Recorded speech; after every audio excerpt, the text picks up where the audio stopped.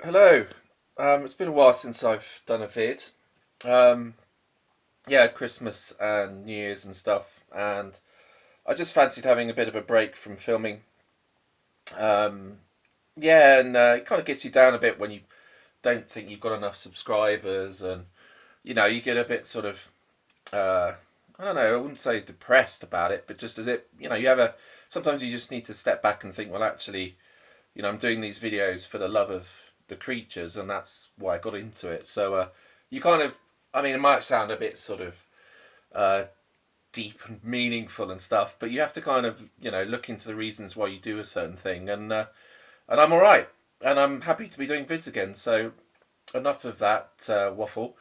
Um, and slightly bad news, I'm afraid. I've lost two balfouris now, so this is my communal, and it is no longer a communal. As you can see, they're in separate enclosures. I'm going to show you them.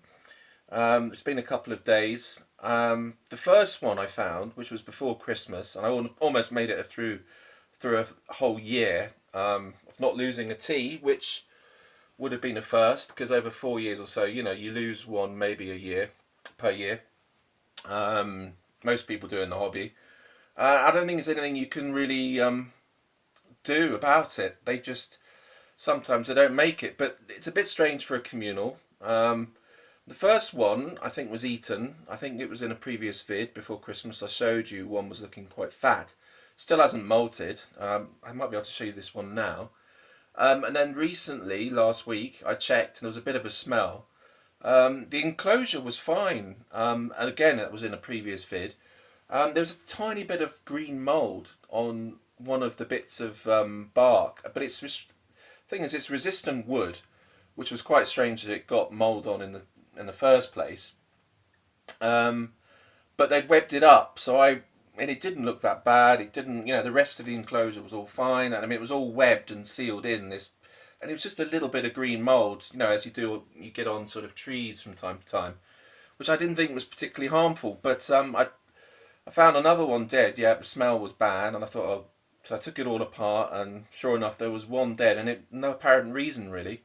There was no kind of marks on it. It was a bit kind of sort of jumbled up a bit in the moss, and I don't know, maybe it was a bad molt. So yeah, I was pretty gutted to find that at the start of the new year. Really, we're a couple of weeks in, so they're now in all separate boxes, and let's have a little look at them. And then I'm gonna do a rehouse on one of my OBT babies that I had last year. I've still got 40 of them or so left, and I'm growing them on till they get bigger, and then might sell them later on at BTS. And they're doing fine, so we're going to do rehouse one of them, and then we're going to feed Boudica, and that'll be the end of the vid.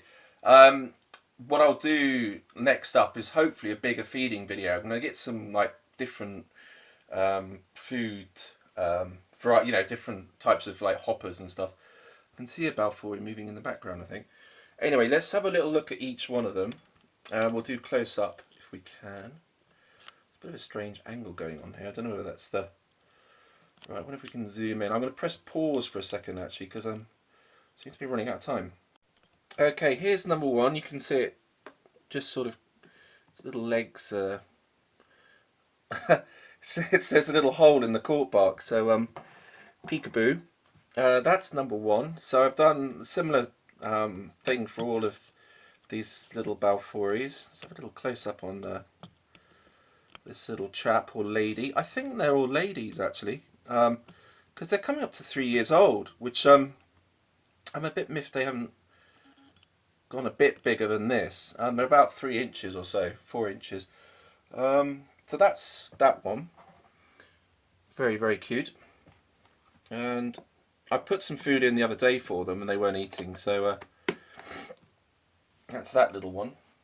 And I think the other one's pretty much hidden under a bit of bark, so I won't show you that one, but I'll show you this one, because this one's just about visible. Probably going to hide. So they're webbing up, as you can see. Whee. So there's that little cutie. You can just make out the blue colour. Oh, that's out of focus.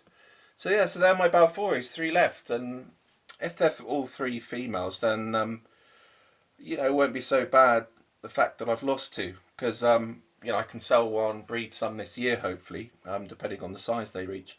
So let's go on to a rehouse of my OBT. Next up.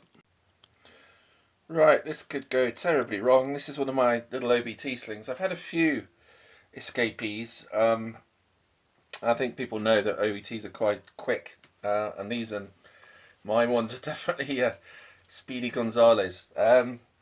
But they're generally okay. I mean, some people don't handle them at this stage, but when they're this small, I don't really mind too much.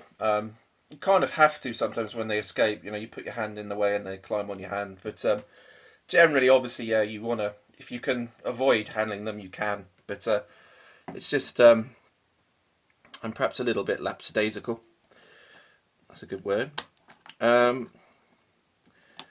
So, and this one's going to be hiding. I might do if this one goes a bit kind of quick and funny, as in, gonna have a little Monopoly dish, which is quite handy. Where are you? There you are. It's just on the underneath. It's not in there. I wonder if we can show you. Where have you gone? Oh, there's a mole. Oh, there you go. That was close. So there's the little OBT.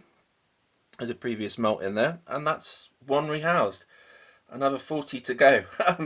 I might show you another one at... oh, no you don't. You have to really keep your eye on them, because watch this little one. Wants to go out, and it could escape any second. But we're just going to zoom in a bit. So there you go, there's a little OBT. And yeah, we'll put a little bit of water in, and let's do a feed now of my sturmy. I might try and get some other teas to feed, like my king baboon.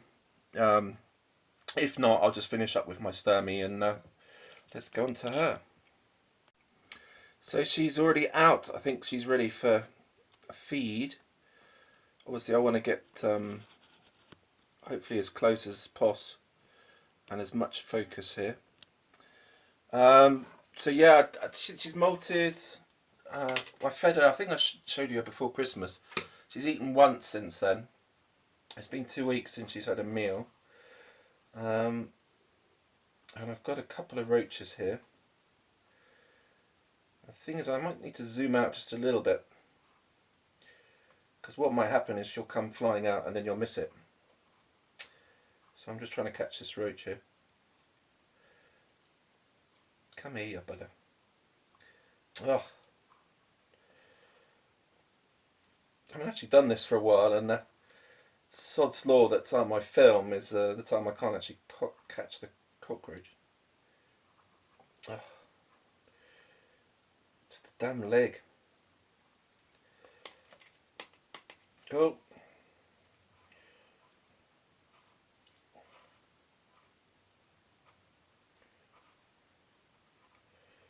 This is really frustrating. It's not catching. Ah. Okay, we caught it by its ass, as you do. And we're going to stick this. She's going to come flying out, isn't she? I know it.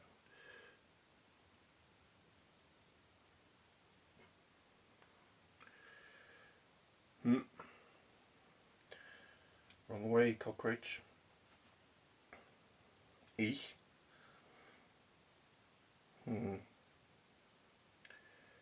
Oh, she hasn't come yet.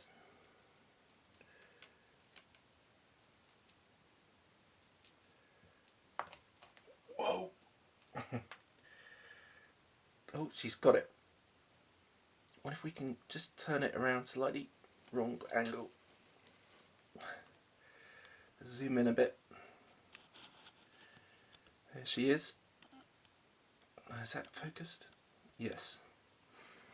What if we can turn her around just a wee bit? Don't take off my hand, please. Oh, she's missed it. Oh. There she is, Boudica, in all her glory. Her fangs are looking big. She's still, I'd say, about 6 inches, 7 inches. See if you want a worm, sweetie. Oh.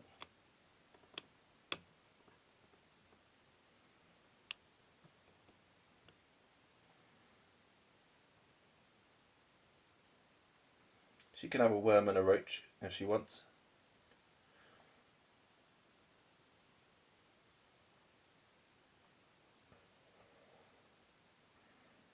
Nom noms. There's a bit of fang action there. Let's just turn you around, darling. Oh, damn it. No, too much pressure there. That's a bit annoying. What I might do is, got the wrong camera angle here, sorry. Just turn her slightly. And then, you can still see her actually.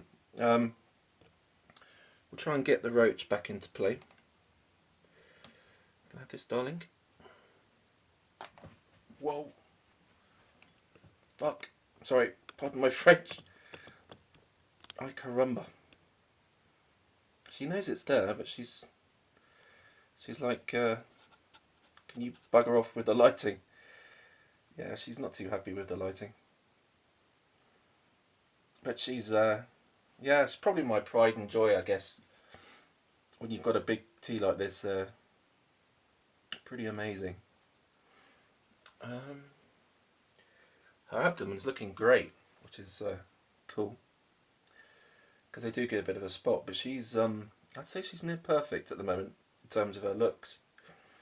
Because the brown colour's lovely, and yeah, I've used compost actually from garden centre, and it seems to have worked better than moss. What do you call it? Cocoa fibre. But I've used a bit of cocoa fibre actually, but it's mostly not peat moss, compost that you've got to bake in the oven for at least a couple of hours. So I'm just doing that with my slings actually, they're OBT ones. So she's not spotted that roach, she's going to get it, but we've got another roach here. Hopefully this one will get her attention, but she's... There you go, sweetie. Oh. I think she's got the roach. Nom nom. Yeah, there's the roach there as well. Yikes. Yikes.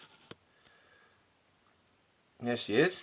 I'll leave the other roach in actually, and she might fancy another one, because they're not huge roaches, they're sort of smallish. So thanks for watching everyone, and hope you enjoyed the vid. I did. Ta-ra.